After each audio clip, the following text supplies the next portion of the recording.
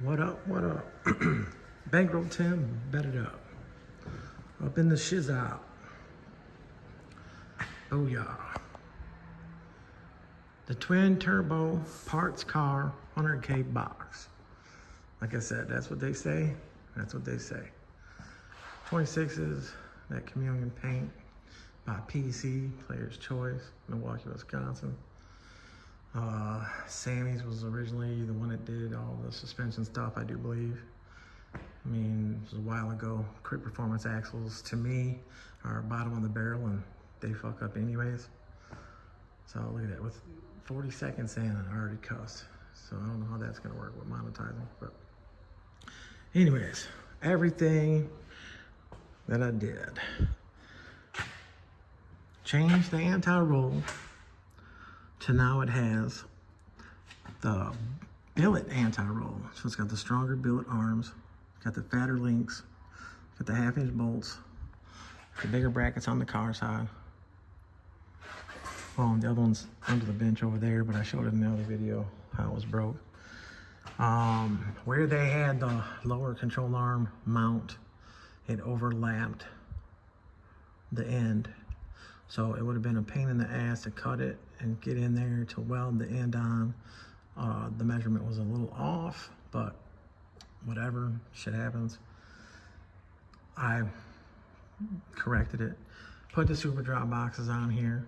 You know, I love the super drop boxes. Gives you all that adjustment. 15 holes of adjustment.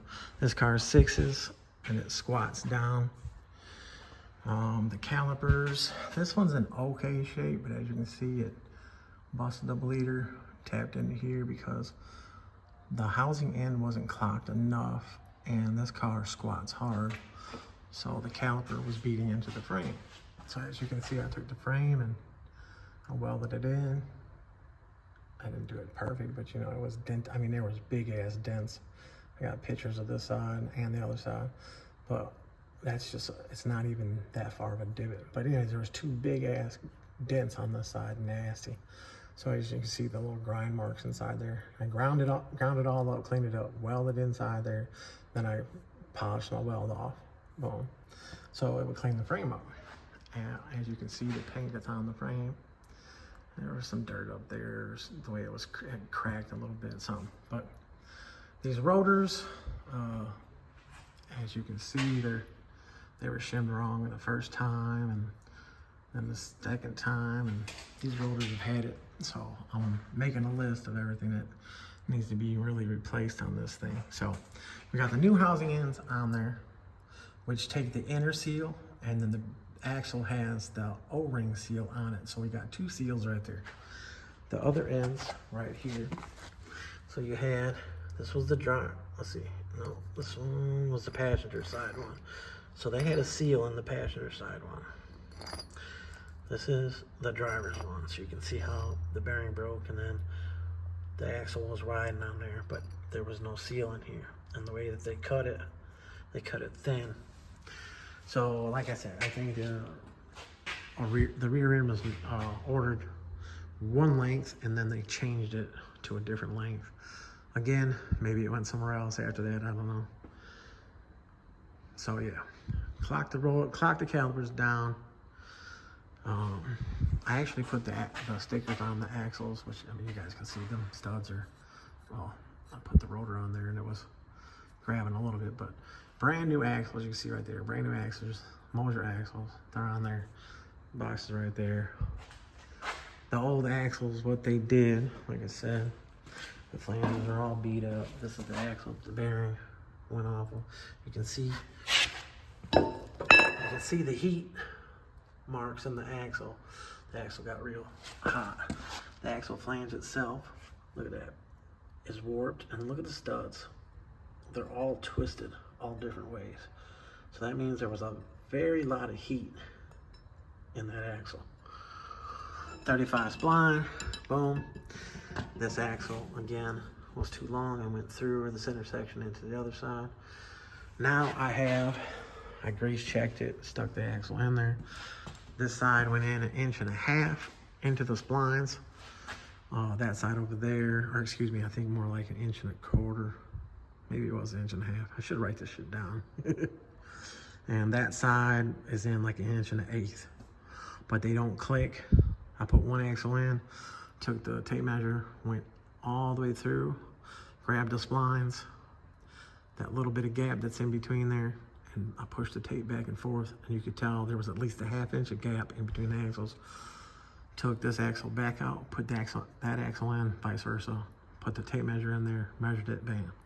Then I measured from the end of the axle to the bearing plate, which is how it locks in right there. And I measured that to see where my numbers were, and then the overall number, and it all came out with basically a 1/2 inch clearance in between both axles. Pinion offset, a lot of guys don't understand that. Pinion offset, you can have 1 inch pinion offset, 2 inch pinion offset. The pinion is always to the passenger side of the car. Obviously, think about this. When the drive shaft goes in, it doesn't go to the center. It goes, boom. 9 inches have a 2 inch, 1 inch, 3 inch, whatever. Offset, this and that. So depending on how you order your rear end, an axle is gonna have either a 2 inch measurement different per side or a 1 inch measurement different per side, meaning one side's longer than the other side, or maybe it's 2 and 3. But you should always check your axles, put them in the housing if you're set up like that in a 9 inch and you got the plate that goes on the, without this nugget in here, you would bolt the plate on there and it's got a center line to it, and you'll put the axle in, see where the axle ends up, put the other axle in, see where it ends up, and then if you need to narrow from there, whatever you take off the housing, so let's say you ordered the housing at 58 inches, they gave you the axles. That's what I got going on over there. Axles, 58 inches. So you measure that left axle is longer than left axle. See what the number is. You'll see it's probably, I think, a 5/8 gap in between the axles is what it's supposed to be. So then if you take off 2 inches off the housing on that side, you take off 2 inches off the housing on that side, you would take 2 inches off of both axles. And you'd be right back at how they sent it to you. Quick performance, to me, it, like, again, bottom of the barrel, you know, some of the stuff works, some of the stuff doesn't. I don't know. It's just my personal opinion and what I've seen come through my shop. Look here, guys. That's the back frame. Out of the cutlass. Got it cut out. Got the 2x3 cross member right there. Got the piece of 2x3 right there to start making the frame rails. Got a couple more pieces behind the gas tank over there. But yeah. Got to clean all this up, plate it, figure out how I'm gonna do it all. Make the ladder bar cross member go straight across. I'm probably gonna keep it higher to the top, or I might go to the bottom. Yeah, I'll go to the bottom maybe. Maybe I'll go to the top. I don't know. I haven't figured it. Or maybe I'll cut this off, plate it, and then set it in the center. And I could plate it again and again and plate the bottom like they did here. But I think this was just to move the car. But I'll get this shit all cleaned up, cut off of there, and keep it right to where the body mount hole is. Do all the fabricating from there. But yeah, this is gonna get cut up, used for table material or something.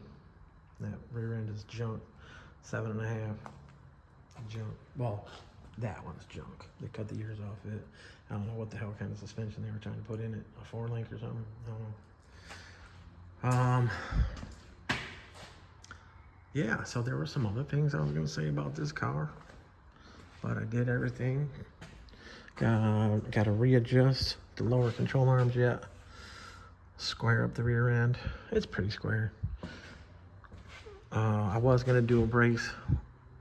I wasn't sure about the undermount, but I didn't have a tube here, 1.25 inches, but later I'll do it.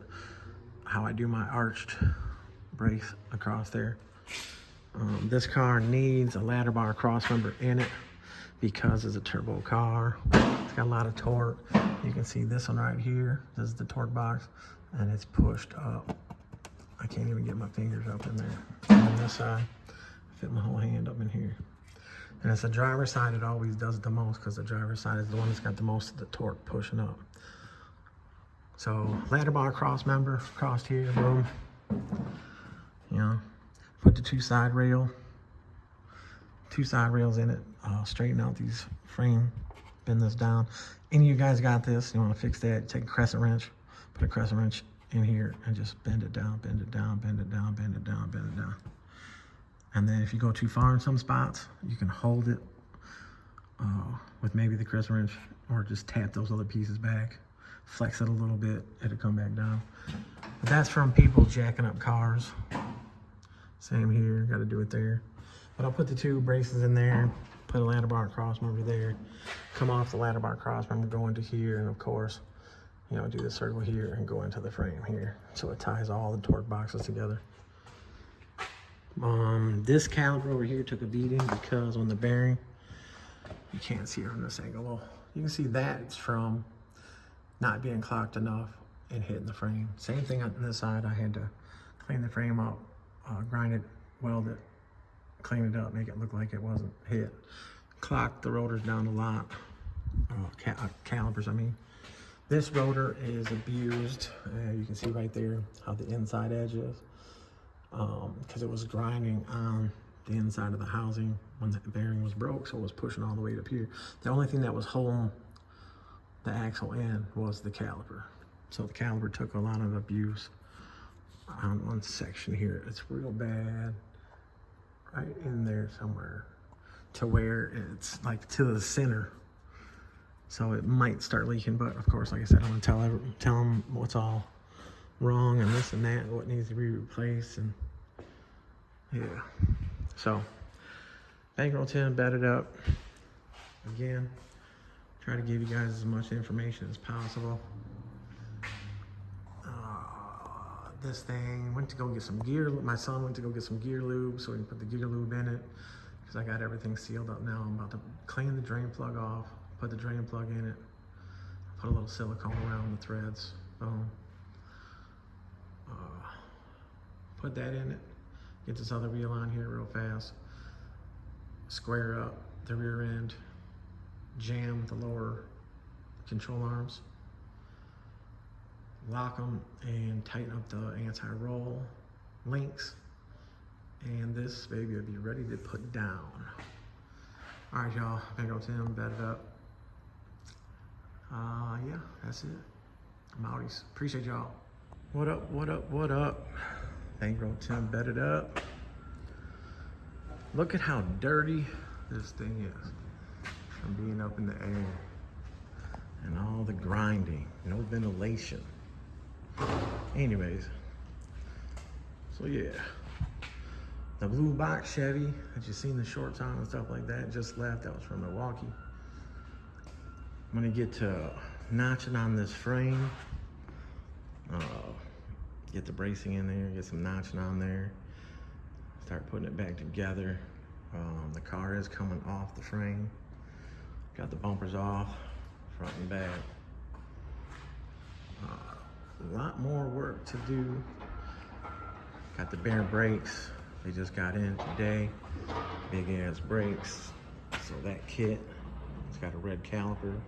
I think he's talking about changing the color of the caliper and getting a whole bunch of things powder coated, stuff like that. So all this is all for this Chevy. I got the bills all taken care of. Got some more. Got the front brakes all on this. The Oklahoma Cutlass. The whole front brake kit's on. Boom. Got to tighten up the spindles. Put the cotter keys in it. Coilovers are in it. Still got to get the new tie rods and stuff for it. Boom. Yeah. Got the parts counter up there because a bearing went out. And let's see if I can show you guys. Yeah. So I burnt the axle end. Burnt the axle up. Got too much heat. The housing end. Too much heat. So what ended up happening here is the axles. So when this rear end was ordered, I'm pretty sure it was ordered at a different length, and then it was narrowed. Some horny motherfuckers. No. So the rear end was re-narrowed, And you can see by the end of the house where the weld is, boom. Well, then they cut the axles down, but I don't know where they messed up. So the passenger side axle actually went all the way through. The splines went all the way through the first set of splines in the carrier into the left side. And the left axle was basically too short. So that axle was grinding inside of there, but it was putting pressure on the bearings because they were touching them. I did the measurement of both axles, had them all out before I ordered everything. Measured it, and it come out wider than what the rear end is. So that means the axles were touching inside there.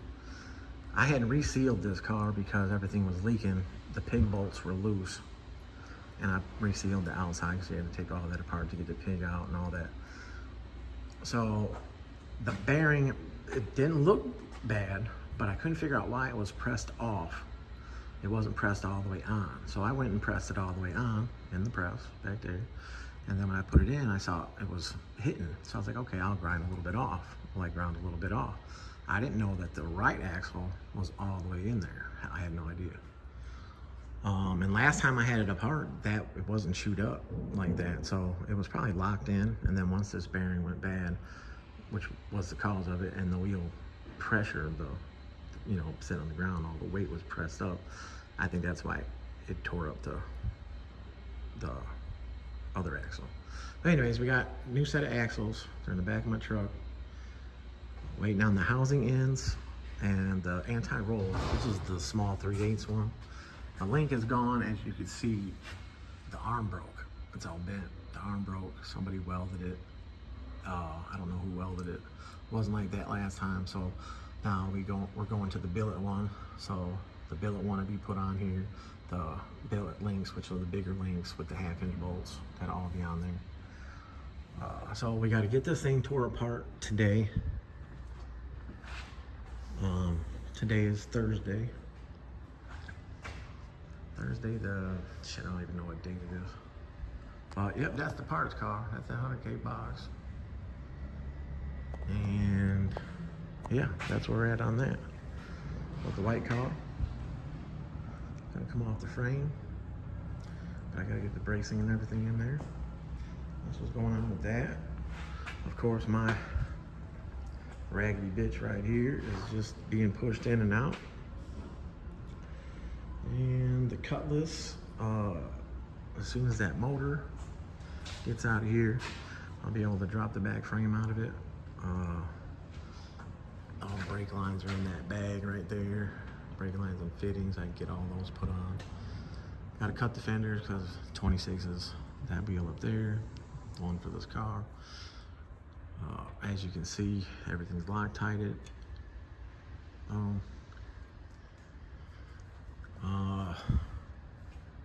Sway bar, I got to replace the sway bar. Well, I think this car had a stock sway bar, but of course we want the new sway bar, which is the big rim one with the bracket, so that way the wheel don't turn and hit it. Especially with the 26s, you want that. 24s touch it too, so yeah, it's always a good thing. It's a good thing that Q81 came out with the sway bar for the big rims, big wheels. And yeah,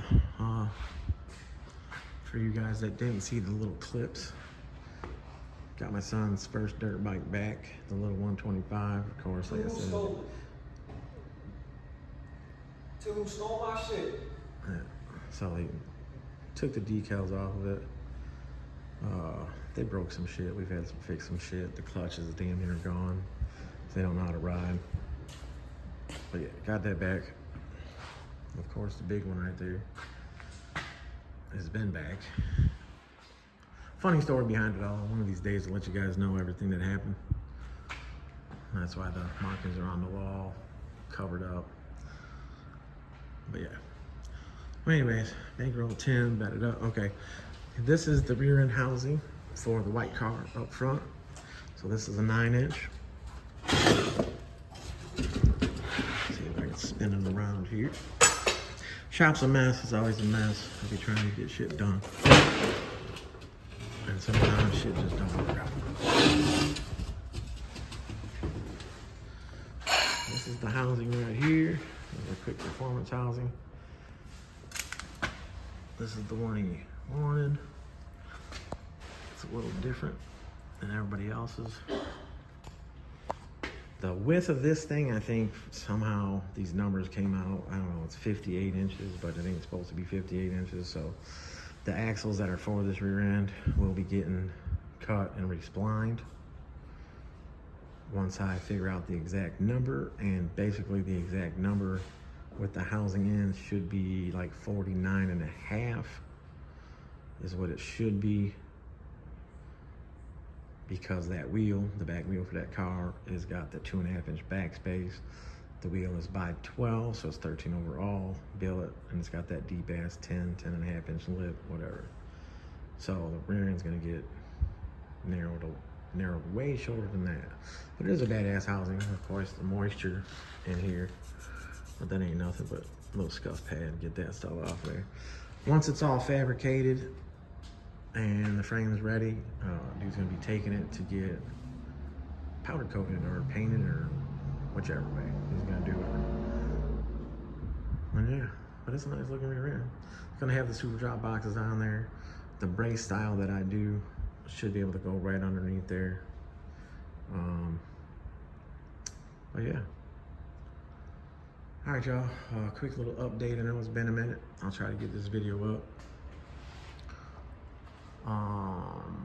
These wheels, ever since the first time somebody took them off, they chipped them. If you pop the center cap off first, which is right here, you get this off, you can put your hand in there and you can actually pull this one off without cracking all this. People have dug into the side of here, little screwdrivers popping it. So you guys gotta be careful with doing that stuff, and whatever place you guys take your car to get work done, make sure, you know, if you want to take them off yourself, take them off yourself, so that shit won't happen. I know someone before, when this car was here, was like, oh, blah, blah, blah, thinking I did it. I didn't do that shit. All right, y'all, I got some food on the desk, and we on it. Bet it up. Bankroll Tim. Appreciate y'all. I'm out. What up, y'all? Bankroll Tim, bet it up. Booyah. So, this blue Chevy, the blue line down, bang, with the forges on it. Been in here, you know, a week or so. Got a lot of shit going on, stuff like that. But the back of the car has this nasty ass squeak. Like, not like a more like a I don't know, it's fucked up. So I'm trying to pinpoint where it's at, this and that. I lube up the anti-roll because they didn't have no grease in it. And these anti-rolls don't have a zerk fitting. Yes, I'll clean off some of that. So they don't have a zerk fitting. So before you put this end on, you just got to put grease all the way around inside there. And that was never done, so I did that. But I couldn't figure out why this arm is so tight, right? So here's the heim joint. Now check this out. I mean, that's taking a lot for me to do, right? Now, take this bushing out, right? Why is this bushing so hard to get out when it's not supposed to be like that? It's all chafed up, chamfered up, beat up, I don't know. But guess what? I can't get this side out. I mean, it seriously will not come out, and it won't turn. Like, it will not spin freely in there at all. And look how, it's just, I'm pretty sure this is where the noise is coming from. I was thinking maybe it was the heim joint at first, but you know, Trick Chassis, he doesn't sell no cheap heim joints. He's got Teflon and everything in there. So, this other side, it's moving actually pretty fucking nice. You know, I did have a little, like, it's on an angle a little bit. I'm gonna take those out, grind them down a little bit, but I think this is one of the #1 causes of my problem here. It's just, I mean, that's a nasty ass noise. So more and more shit I'm finding out over and over. I'm pretty sure this side's doing the same thing. I don't understand how that happens, unless they just Hercules tightened up everything and crushed everything, or shit had bevel edges on it. You know, long ass little reel, but I don't care. I want y'all to look and see. I just always try to teach. You know, I've been teaching for years. 06, I started It Up Kustoms. And you can go back to the Midwest Street Riders days of me being on that forum, and everything that we did, everything that I did at It Up Kustoms, boom. I showed and showed and showed and showed like the better ways to do stuff. I learned as I went, but man, the alignment on this car was completely off, even though the shims fell out of the left side. And again, the shims fell out because of the bolts. The bolts got taken out of the frame, which have the spline shoulder on there for the upper control arm to the frame side, and they were spinning. So if you think you got them tight by putting a ratchet on one side and the wrench on the other side, they end up coming loose and the shims come out. So that, you know, basic mistake, but I weld them in because the arms are never gonna have to come off the car again, meaning the bolt is welded in. So on the driver's side, if you had to get the arm off, which they do come off pretty easy without the bolts coming out once you have these on there. But the alignment, the front wheels, so from center line to center line, was 1 inch towed in more. So the front was turned in this way, that one was turned in this way, and to the back side. So the car was basically going down the street forward and lifting the front end up, and then you would go to back up and it would pull the front end down. I had to put a little bit more height in the front. The upper control arm, like I said, having the short ball joints in there, those are the Pro Touring now. The stop with the rubber bump stop was on the frame completely. Obviously right now it's like that because it's up in the air. So, you know, I just want to teach. I've been wanting to teach everybody, and I'm the one that's been bashed for years, you know. And whatever. Bankroll Tim, bet it up. I don't care. You know, I'm in here fixing it, showing you guys, you know, do's and don'ts and this and that and blah blah. All right, y'all. Bankroll Tim, bet it up. And I'm out. Out. Bet it the up. All right, y'all. Bankroll Tim, bet it up. Guess what? Put the new Heim joints on the lower control arm, front and back, and they moved freely, real nice. Bam. And guess what? The car doesn't make noise anymore. So these Heim joints here, damn kid. But anyways, they put some type of a Loctite, blue Loctite or some shit. And I think is what happened is it ended up going into the here to where this swivels, and they're totally fucking jammed. Like you can't move them. Like they're fucked. Now look, I have a set of 5/8 right here. And look at this. They've been sitting around there all dirty. Watch this. Oh my God. It moves so freaking easy, just like the ones I put on. So, installer error, y'all. Bankroll Tim, bet it up. Installer error or whatever they did. They sprayed them with something, whatever, and like I said, these were older ones I had laying around. Got a little paint on them. They worked perfect. These were brand new. Boom. This has got some the copper anti-seize, whatever. I put that all on there. Boom. But yeah, changed one at a time, set the car down, tried it. It's still noisy. The noise got getting lighter and lighter. Now it has no noise. Bankroll Tim, bet it up. You know what time it is, y'all. What up, y'all? Bankroll Tim, bet it up. The Vert, the 71 Vert. You guys know this badass car. So, again, short little video for y'all. It broke teeth off the ring gear. Doesn't even look like it caused a problem at all to the pinion, but we got a brand new gear. We're gonna have somebody look at it and see. Like I said, look at that. No sharp edges, nice square edge, no sharpness to it. Boom. The shake points were so hard, it was violent. It was like getting punched in the face, punched in the head.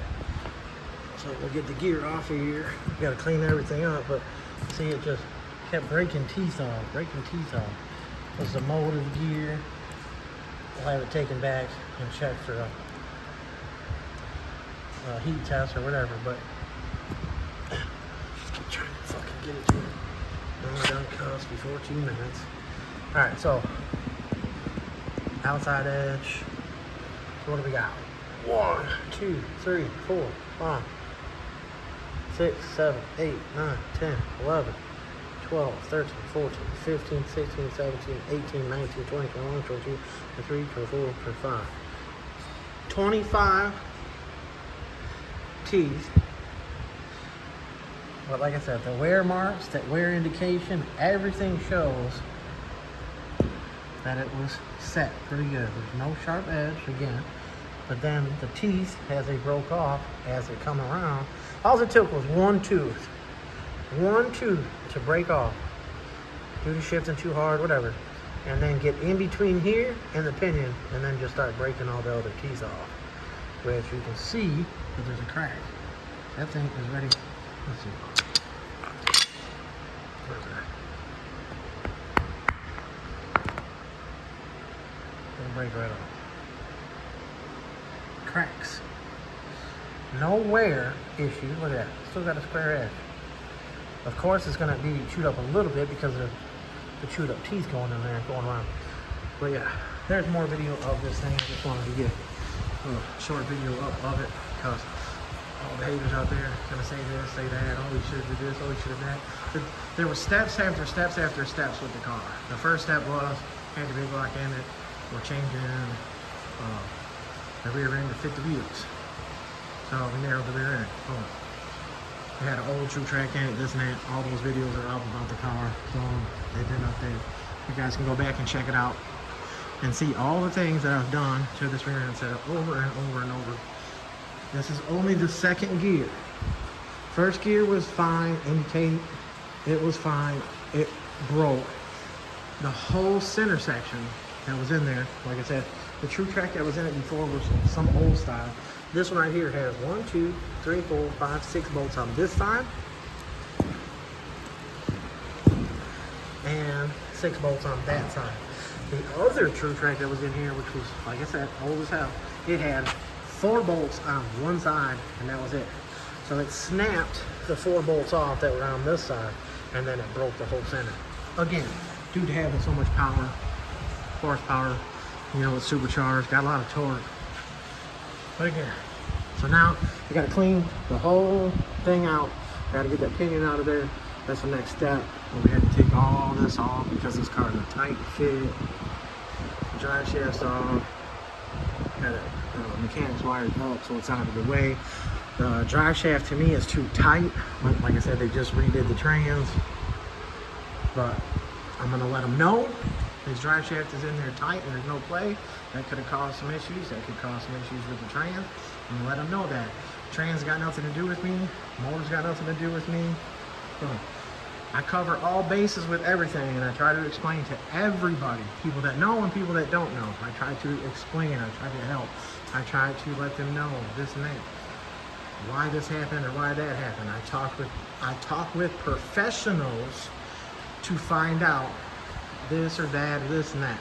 There's too many people want to play that blame game and oh this and that and you did this wrong. Except sometimes it's not the customers, it's just the customers ask the wrong people, and those people want to just run their mouth and say it doesn't say that.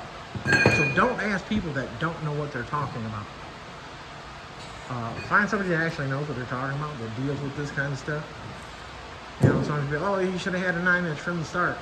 He didn't get a 9-inch from the start because the car was never supposed to be this powerful. The car just kept getting faster and faster and more power, and that's what happens. But yeah. Chevelle. 71, burnt, fast as hell, but trying to go to show and go.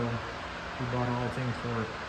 There's gonna be a longer video when I was mad the other day and I was talking some shit. I'll put that up in a couple days or something, but I was figuring out how to get this one out. Donzel's car, boom. I gotta get that back frame cut out of it. I got the ladder bar cross member, the square tube going forward. I might have put that on the other video, but there it is right there. And like I said, that square tube cross member will go in here. I gotta cut this shit out, cut it straight across, put it in there square, put the height that I want, which I think I'm gonna stay towards the bottom. And I got plenty of room up in the car because of how they cut it off. I can plate inside the top and be able to get inside here and do braces. You know, of course, it's gonna get the bars in the frame here, and then I can come off of this area with the bar and go into this area, triangulate it, make it strong. You know, on the other setup. Like I said, they just threw this thing in there. That's how it came to me. They didn't take certain things out of the way that they should have. Those fuel lines, I don't know why they left that in the way. But then again, like I said, they cut the car out too far, way too far. So then I can start building the rails that are gonna be built for this. So that's what's going on here. The Malibu, as you can see, is outside. Let me explain a little bit on this Malibu. So we got the 24s on there, billet specialties, 8-inch lip on the back. So the back is a by 10. So 24 by 10. And I'm trying to be a lot more. Oh, see the tire? I was right. 295, 25, 24 tire on the back. So this wheel, with this tire being out more than the rim, this measures 11 1/4 overall width. Boom. This car is not mini tubbed. I rolled the tubs a little bit. This body is to this side a little bit. So as I was saying, you can see I can put my hand in this side and not in the other side. The other side is tight. But I do have a piece of aluminum, flat stock. I mean, I can still get up in here. So there's still plenty of room. He wants it just a tad bit lower. I mean, this side is a pinch lower. But anyways, I clocked the caliper ends, and the way this caliper bracket setup is, it caused to where I can't get the stock bolt pin in the bottom. It's got these long pins. So I can't get the bottom one to go in because the coilover mounts are in the way. So I have to take the bearing back apart and not re-narrow it, but cut the ends off and then clock this end up a little bit because I got plenty of room to the frame to clock it up. And then I think it's only like 1 inch I need it to be up, and I can get that bottom bolt in right between the coilover and the bracket. It'll go in. But this thing has been here for a while, and like I said, I got so much BS this way and that way. I've been trying to get caught up, trying to get to one car at a time. It is a pain in the ass, and being, you know, one person mainly. I mean, my son, you know, he's getting into it. He don't know everything yet, and he's a little hot-headed like me, and I'm trying to keep him calm and focused on things to get things done faster and more efficient. And I'm tired of being rushed, so I've been calming down a lot.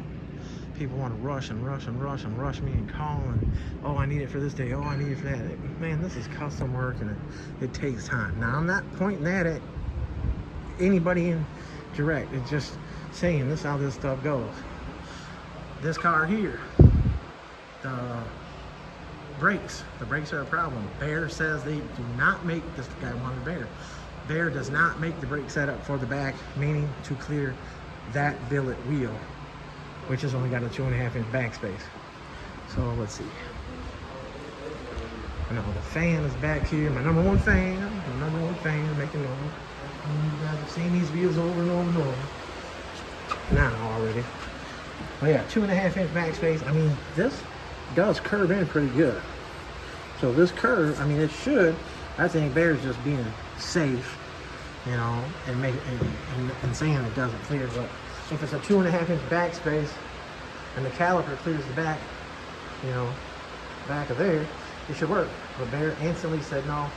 So obviously they're going to go with Todd TCE, and that's going to be Willwood. So because Todd TCE Performance Products out of Arizona does all the brackets and all that stuff to make the big brakes fit all this kind of stuff. So that's that. I don't even know what else to get into. I mean, I haven't pulled the rear end out of this yet. We haven't. Because I could put the wheels back on the back, or 2 stock wheels, and then I could put the jack underneath the front and push this thing back to that lift. But Chevelle, gonna be done now, hopefully tomorrow. I gotta go get some brake clean, clean the whole housing out, big pinion out. Once again, got all the brand new stuff right here. Richmond gear, the Goodloo, the bearing kit, Eden, which should have the correct bearings on it, because when you're dealing with the True Track centers, which is what this is, this outer bearing, I'm gonna check the races right now. But I mean, the bearings are still good. It's just they had some metal go through them, so They might be a little loose, but I'm gonna check all that. But these are gonna come off, and the new ones are gonna go on. Boom, all the bolts right there. But we got the new bolts in the kit. They'll go on it. Yeah. The car was still driving like this, guys. The car was still driving. It just had a little thump here and there. As you can see, it was just breaking the gear, just breaking the teeth off. A lot of people are like, oh, you had it shimmed wrong. You can see all the way to the bottom of there, that, and it was in competition mode. How we set it up. That's how we set it.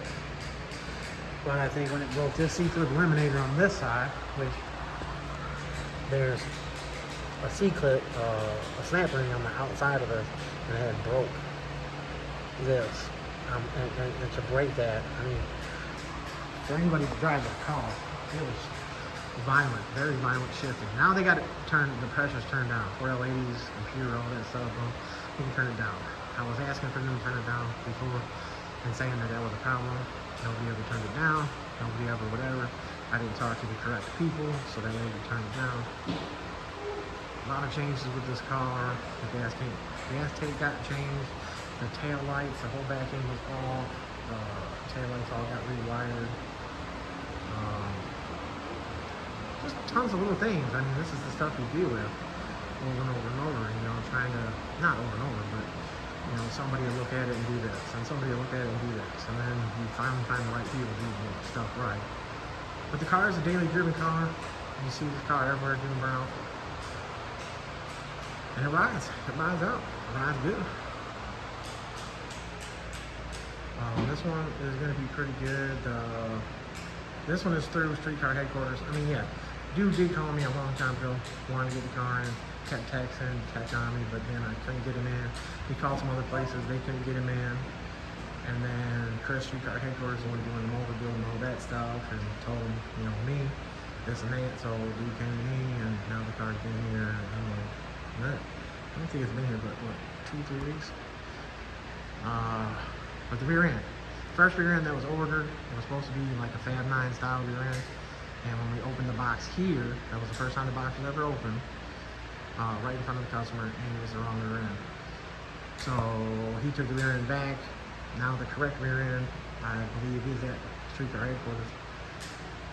And there were some other parts. But we're still figuring out the brakes. So now I kind of got this car dead on that lift, but this car is going to come off. The Malibu's going to go back on. The Malibu, I got a list of things, just little things here and there, boom, boom, boom, start the wire, set the alignment. The front of the car will go down more than that. It's just, I didn't know that he had previously set the car up from when I saw it last, so I assumed it was down. So I'll probably take it down another inch and a half. But he kind of likes it like that too, but it's up to him what he wants to do, and everybody can give me some input. But the back, right now, I have more pressure in the back left spring, because when we were trying to push it out, it was biting, and we thought it was that, so I twisted that, come to find out the left front caliper didn't have a shim in it, so it was biting. Little things like that happen over and over. When you're basically one person in a shop. So, anyways, y'all, Bankroll Tim batted up. I got the owner of the Chevelle calling right now. I talked to him and keep all this stuff going. So I'll put this video up. You guys will see it. You guys will see what's going on. I know I've been putting up a lot of shorts. I don't have time to put up the longer videos as of right now, but I will. And slowly but surely getting this caught up. Getting all this caught up. So, alright, y'all. Bankroll Tim, batted up. Chevelle, G-body. Right here, let's do it this way. A-body, G-body, B-body, B-body, G-body. It Up Kustoms. Bankroll Tim. Go back. We out. What up, what up, what up? Bankroll Tim. Batted up. The Landau. Alright, so today's date, I believe, is the 20th, June 20th. This video obviously will not air today because the wheels and stuff like that, he doesn't want it showing yet. the wheels were ordered, and they were ordered in a 8-inch lip, but they showed up in a 7-inch lip. So back tire is a 295/25. So it's a little bit fatter on the wheel, on the rim, boom. So you can see I got a lot of that wheel's tucked in there. So with the other lip, which is the outer lip, getting changed, front lip, so going from a 7 to an 8, so boom, it's gonna come out another end, boom. We tucked the shit out of it, it's tucked hard. So with the other lip, it's gonna look better. Right now it kind of looks goofy sitting on the ground, but I can show you that in a minute. Just finished up bleeding the brakes and all that stuff. The bushing, the car's got to go to the paint shop, and by the time you see this video, it probably already left the paint shop. I don't know. But frame notch, boom. We got an inch between the rotor and the frame. So the white car back there is getting a 10-inch lit billet with a 2.5-inch backspace. That's 13 inches overall, so it's a 28 by 12. This is a 28 by 10, so it's 11 overall, which is supposed to be 12 overall, so they'll go lip, like I was saying. Got the Willwood brakes on there, and the Todd TCE Performance products. You guys got to check them out. Todd, or TCE Performance products on IG. Go on there, check him out. He'll make any brackets you need made to put big ass calipers and big ass rotors on basically any application, you know what I'm saying? So I'm on Ford Escort. He'll make the brackets to put them on there. So check him out. He's out of Arizona. You know, it takes a couple weeks, obviously, you know, shit takes time when you're doing shit custom. Not saying it's okay for me to have taken as long as I've taken with this car to do what I've done, but had a lot of other shit going on. A death in the family, stuff like that. Funeral stuff, you know. I've had other little jobs on cars I've had to do, you know, some warranty work, some estimate work, you know, looking at some stuff, some adjustments on some cars, adjustment on cars that are from other shops. The other day I just had another one here, which is a white 2-door box Chevy, and I had to adjust the ride quality and the height in the back because either it had went down a little bit in the back or whatever, but the ride quality was shit. It rode like a damn lumber wagon, banging, clanging, rough as hell. So I had to adjust it. You know, the knob's right here on the shocks. You could have two cars, exact same weight, this, that, whatever, and you could end up having to change these to a different setting than what you have the other car set at to make it ride better. But I'm all about adjusting. Excuse me. It's a little dry. It's a little dry. It's hot in here. I've been doing these cars for so long and using Viking for so long. Like I said, I am the first one. It Up Kustoms is the first one to ever put coilovers on a car in the Chicago area for big rims. For big rims. It Up Kustoms was the first ones to narrow rear ends for fat lip rims. Narrow rear ends for fat lip rims. The way that we do all this stuff. Up Kustoms was the first one to clock calipers, to bring the calipers down so the caliper ain't hitting the frame when you tuck the car down and stuff. And that all takes place when you narrow the rear end. Now you weld the end on and you clock it. Now getting them both to line up, use a degree wheel so that way you have the same height. But you can see this one, here's a good lineup. There you go. So there's the bolt and there's the frame. So this car only goes down 2 inches. So ride is right here. So it's never gonna hit there. The shock would damn near top out first. There's rubber O-rings on the shock shaft. Where's this one at? Did it go all the way up? Oh, I never pulled that one down. This one's pulled down. Okay, so this one, okay, here we go. Let me get up here. Sorry, so you see that O-ring right there? That O-ring is all the way up top. But you bring that O-ring down and you put it all the way on top of the coilover, all the way down here. Then when you set the car down on the ground, you'll see where the car sits at, and if you push the car up and down, you'll see the ride. So now you see you got that much more stroke up there, so you're not bottoming the shock out. The shock and the spring has to be set. It's a 12-inch spring. You leave the spring at 12 inches. That's where, like this one I believe is a 300 pound because he's planning on going with some serious weight in the trunk. But being 12 inches from this collar to the top, so the spring is 12 inches. So you just want to be right at the 12 inches. You don't want to go past it. Your adjustment on bolt-in coilovers is this right here. You guys never have to, if you have to adjust this, you only have to adjust this by maybe an inch. So an inch tighter. But in that inch tighter, when you tighten up this 300 pound spring and you go an inch shorter to 11 inches from 12, you're giving the spring more pressure, which is making the spring jump up to maybe like 325 pound rate spring, this and that, which is going to make your ride shittier. So your spring height and your adjustments on your compression and rebound, it all changes with different rates to the spring, how you tighten the spring up, how you loosen it. I've seen cars come in and I've put it up on a lift and I'm like, what the hell is all that noise? And then you can grab the spring and you can move the spring on the in between here because they don't have none of this shit set right. Anyways, tow hooks. See the tow hooks? Bam, I don't know if I just said that, but tow hooks. It's welded on there underneath and on top. You do not butt this up against it. Yeah, my weld up here could have been better, but I wanted to keep it in the crevice more. I went, I don't know, I was tired, whatever. That could have been better. Obviously, if you see that one, it's almost perfect.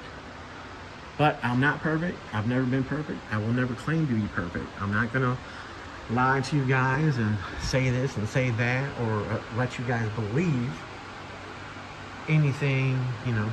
I touched every inch of this car, as in the suspension, the rear end, the control arms, the boxes, the brackets, the coilover mounts. This car right here, that cross member was already in here for these, and it is a pinch farther forward, which you can see the shock lean just a little bit forward, but that's fine. Right now the tire is really bubbled up on the rim. And once we go to the 8-inch with the same tire, this is 295/25, with the 8-inch front lip, this is going to stretch down some. Then I'll be able to adjust the rear end forward a little bit more. But then again, maybe not because of the clearance issue there. I mean, this chrome is just a little, let's see how I can flex it. There's no screw in this area. We might need to trim this just a little bit, but maybe this wheel just needs to go back. This side just needs to go back a little bit. The body is on the frame of this one. To this side, meaning this is stuff you guys got to pay attention to, and all the work I do is custom. So see this gap? See my hand goes right up in there, and look at this side. Ain't no gap in this arm, so that means the body is over on the frame that way. So this wheel over here is got more gap right there than the other wheel. So this wheel actually sits under the car because everything is square. You can see how tight we are to the frame right here, but we got anti-roll, so we can be that tight and we're good. This frame is not flexed, bent out like I should have done it, but this car was only getting a 12-inch overall wide wheel. Undermount anti-roll, I don't really care for, but boom, you guys seen it in the other videos. And yeah, breather, brake lines. We didn't put the tab on the top for the thing, so it's gonna sit like that. We're gonna find out. We're gonna put a bolt up there, do whatever. That's fine. Just something we overlooked. But the car has a paint date that it has to get to. On my bracing, boom, on my bracing. This paint that's on here is a little bit lighter, a little bit less shinier than what I normally use. But yeah, boom. There's a body mount over here. We still gotta fix this one. We're gonna fix it later. Boom. Like I said, it's gotta go to the paint shop, get the estimate, this, that, whatever. Adjuster, blah, blah. Front, all done, been done, boom. The fenders on this car were bent out. He's gonna have to do some work to the fenders. This is the first car with the rims. If the rims, the back hub on here, the offset, if this mother trucker was, let's say, a half-inch shorter right here. So if the rim companies, and if the rim companies are listening, they would make the back hub a little bit shorter. I understand that the cap comes into play with the hub, the bearing cap in there, this and that. Well, you can make an extension or you put the floaters on there, whatever. But we need less offset with this, so that way this whole rim can sit under more. On the gas, they're 2-door Landau, blah, blah. That one is because the whole front end, the whole front wheel sits onto the front because of the spindles they had to use for it being 6 lug and this and that, blah, blah. They use a C10 spindle, stuff like that. So the whole wheel ended up sitting underneath way more, so that's how they're able to have that car lower, and the fenders were still pulled out a little bit. So, I mean, there's things out there, oh, this person did this, and you don't know how to do it, and oh, this was never done before, and blah, blah. It Up Kustoms was the first one to do a 6-lug conversion on a box Chevy back in the day. The big block box on 8s, tearing it up in the shop burnout, blah, blah. That car was originally sent to me to change it to 6-lug because the guy had bought some 6-lug wheels. We changed it to 6-lug. Boom, that was the original car. If you guys pay attention to the Malibu that I did years ago, that car was the first Malibu with a 6-lug conversion on it, and I put box Chevy spindles on the front, so the bigger rotor and all that stuff, and I was able to put the 6-lug pattern on that rotor because it wouldn't fit on the G-body rotor. You know, 6x5.5 Tahoe, shit like that. Boom. And then the rear end, the axles had enough on there. I put an 8.5-inch rear end in it. That was box Chevy width. Boom. So some people, when they make their videos, they're just trying to make their videos just for, I don't know, however the hell you say that shit. But It Up Kustoms, Bankroll Tim, all up in Chicago area. We were the first ones to do a ton of shit, and I was always behind the computer, the phone, the Facebook, the IG, the MySpace, whatever. Obviously, the MySpace a long time ago. Midwest Street Riders, boom. I was the one in the shop figuring out this, figuring out that. I'm not an office geek. I'm not just sitting in a cubicle thinking I know what the hell I'm talking about and trying to design stuff when I have no clue. I'm a hands-on. I've been doing this. The ball joint setups we used to do, me spacing the ball joints with the bolt-in ball joint setup, boom. So many people told me that I was wrong and it would never work and all this and that. Everything I've ever said I was going to do to a car and how to do it, it might have taken me a little longer to do, but we were the first ones bedded up. And when I say bedded up, obviously I'm talking about me, because I am bedded up, Bankroll Tim, and doing this stuff since 06. First ones to put coilovers on a big rim car. First one to not frames on a big rim car. First one's to tub a big rim car. I had so much hate against me that everybody, even my own brother, oh, that's stupid, that's garbage, oh, this and that, and, you know, doesn't make no sense. Why would you do that for these big, stupid rims? Blah, blah, blah. Just over and over and over. And I was like, man, this is the shit. This is what's going to happen. This is what's going to take off. And, I mean, look at us now. Look at how far we came with the big rim stuff. Big rim culture, big rim, everything. Racing, you know, nobody thought that these cars would ever be on the tracks going as fast as they're going. I don't like that they're taking these cars and they're making them so damn light and cutting the shit out of them, you know. But they need to start making specific classes and stuff like that. Like, you know, somebody that's full body, full this and that. The weight is there, so maybe like a weight class, a power class. You already got the wheel class, obviously 28s, 26s, 24s with slaves, hard tire, this, that, blah, blah. But there just needs to be more to it, because now everybody's cutting their cars down to featherweight and then big motors and all that. Which, whatever, have that class. I mean, this is just the same stuff repeating itself from years and years and years of drag racing and street racing and all that. But yeah, you know, Bankroll Tim, we got the white Chevy right here, and like I said, the gray Chevy's been taking a little bit longer. The fender was all wrinkled and rolled up to begin with, but he's having all that fixed. The car just needs to drive from here to the paint shop, which, waiting on the drive shaft. The drive shaft's too short. That's in it. I need like 56 inches. The one that's in it's like 53 inches, 54 or something like that. And if we were to put it to the rear end, it would be hanging out the trans where the trans would leak, and then it's not worth it to just. Anyways, the owner got a shaft. We're gonna put the shaft in it tomorrow, and we'll be able to test drive it tomorrow. Bled the brakes today, vacuum bled it, manually bled it, all that. You see the brake fluid sitting up there. Filled the master, all that stuff. Blowing those calipers take a lot of juice. So the front rotors ain't totally broke in yet. The back ones ended up shimming out okay. Passenger side bolted right together. Driver's side needed less shimming for the stock setup, so I had to make my own little piece in there. But yeah, the Malibu still sitting up there. Oklahoma Cutler still sitting up here. A lot of things have been going on. A lot of BS been dealing with, as usual. I was told that I just want people to feel sorry for me. That's all I try to do, and this and that.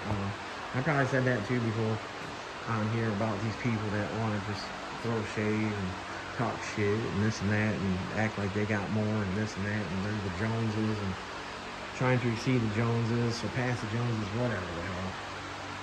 But one man in here trying to do all this shit. I'm getting closer to my number one fan.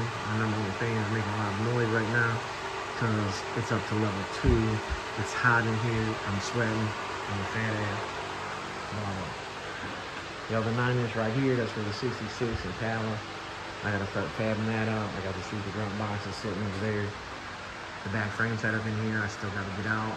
The other day we heard a snap in the passenger side over there. It broke a weld. So it's getting ready to fall. End up falling on the LS motor. The LS motor, I gotta get it out of here. It's not mine. Gotta get these wheels on this Malibu. Gotta get the front end adjusted. Yeah, so I'm gonna have all the videos to go up once this car gets on the ground. It's been on the ground a couple times. I got some pictures, but you know, like look at it from here. You see that back lip on the back wheel sits way in, but there's a 1-inch of lip missing. So once that goes on there, it's gonna look better. Owner doesn't want any pictures of the car out yet. And again, that's as of today, which is June 20th, 2023. Today's the 20th? Or the 21st? Jaden, today's the 20th or the 21st? 21st. Okay, guys. I've been bullshitting. Not knowing I was bullshitting. Today is Wednesday, June 21st. June 21st. Okay. But yeah, the owner doesn't want any pictures, blah, blah. That's why on IG I've been showing pictures. Or had been, you know, past tense, whatever. Of just angled shots and this and that, blah, blah. I haven't showed pictures of the tub, the dyno magic, all that stuff.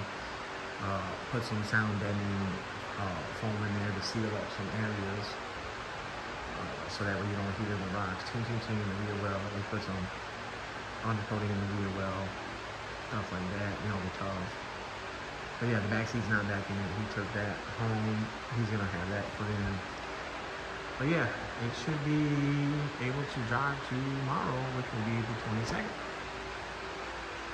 And I'll get footage of that, and then get put up. I just don't know when he wants the release of this thing. I know Florida Choice is the one that did it with the 6s, which I didn't know that when I was first saying about that rear end and the knobs and the brakes and all that stuff.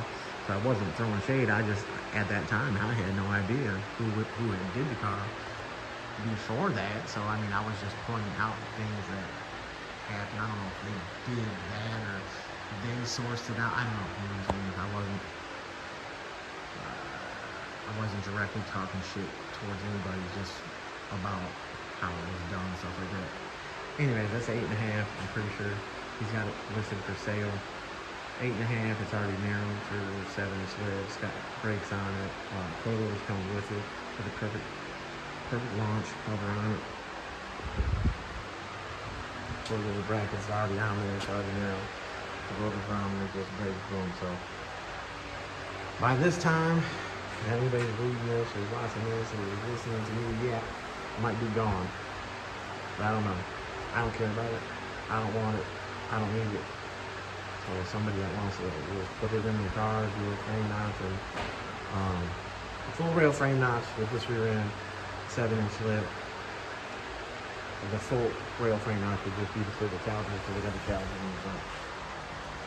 But it's a 5-inch bolt circle rear end, so keep that in mind too. So anybody with billets and stuff like that, they got the 2 patterns on there. You know, 4 3/4 and 5-inch. This is 5-inch, so if you wanted to change the car to 5-inch and use this rear end, I think he's giving up the rear end cheap. But yeah.